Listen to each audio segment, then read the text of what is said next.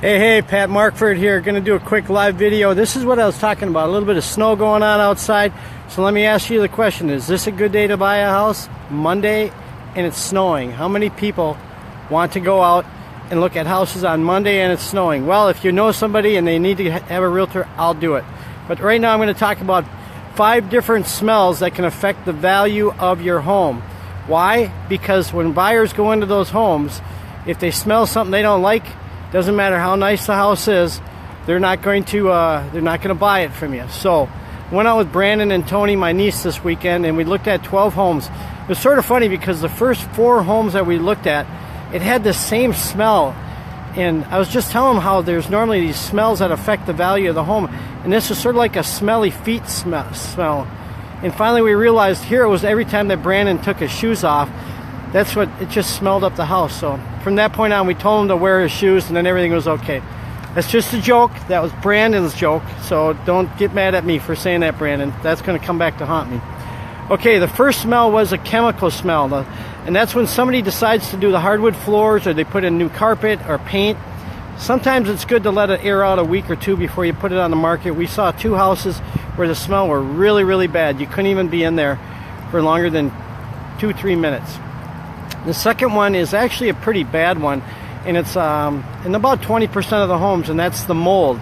You walk in and you can smell the mold right away, and then there's a problem. If you can smell mold upstairs, we go downstairs, and usually that's about 50% of the time people don't even want to buy the house. A lot of times you can't even find the mold when you're down there. You can just smell that it's bad.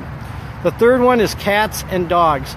If you don't own a cat, if you own a cat, you don't smell it. But if you don't own a cat, and that's probably about 70% of the people, you smell it, and a lot of times you aren't going to buy that house if it's got a cat in it.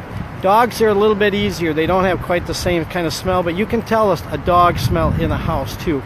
So my advice is make sure if you got a cat or a dog that you clean the carpet, and if you can, remove the dog, which most people do. But I also advise people that are selling their house to move their cat out too, and their litter box. Get the litter box out into the garage, clean up very well. Something really important. The fourth one, that we walked into a house that was so bad, it was a smoking house. Oh man, it was horrible. We walked like 5 feet in, turned around and walked out. Again, smokers, if you smoke, try to start smoking outside. Try to air out your house. Get something to get an Alpine purifier in there. Get the walls painted, get the carpet cleaned, and the furniture cleaned. The fifth is food. This is a tough one because people eat the night before and they might have some sort of garlic. It seems like garlic is the one that stays in the house. Then also fish. We went into one house that smelled like crab legs that they had the night before, and other kind of foods that can really affect the smell of the house. The one thing is you can use food also to entice people. So like when you know you're going to have a lot of showings, things to cook are maybe a loaf of bread. That's the old-fashioned one. Some chocolate chip cookies and leave them out on the table. Maybe a pot of coffee brewing just to get a new smell into the house. Makes it sound really good. And then the last thing, that I'm going to lose a couple customers on this one, but it's honest. It's just honesty. The last one is really not a smell, it's just a feeling. And what that is like we walked into the lower level of this house and it was a Green Bay Packer room. Now let me tell you, my buyer just did a total meltdown right there. He said, we got to go. Didn't even want to look at the rest of the house. So I'm just telling you that if you got a Green Bay Packer, I'm half serious though too. Really, I'm half serious.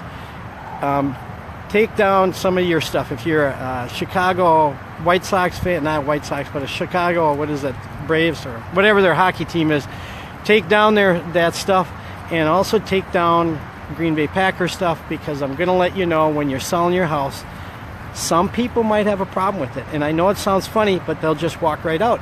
It's one less buyer that could have bought your house. So those are 5 or 6 different things that affect the value of your home. If you're a buyer, pay close attention, because some of these things are something that you really, really, really need to pay attention to. Mold, you can't just say that's just going to go away. You need to figure out a way to resolve that. Again, the cat and dog one is one that you really got to pay attention to. So if you're selling your house, you want to bring somebody over besides yourself to say, hey, you know what, get a little honesty check and say, what does my house smell like and what can I do to take care of it? So that's it.